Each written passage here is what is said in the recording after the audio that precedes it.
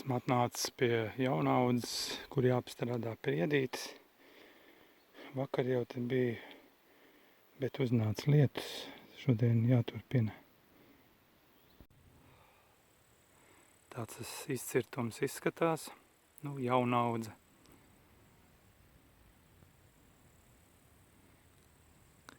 Aiz grauva vēl gabals. Kopā apmēram 1,5 hektāru. Jaunaudze diezgan briesmīga. Bedres raktas ar ekskavātoru. Un pēc tam ir trimerēts, te zāle. Vietām tā kā tādas lamatas ir.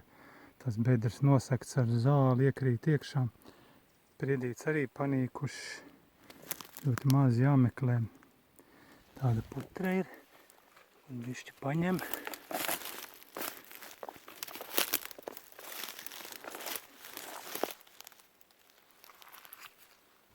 Iesmērē galotnē.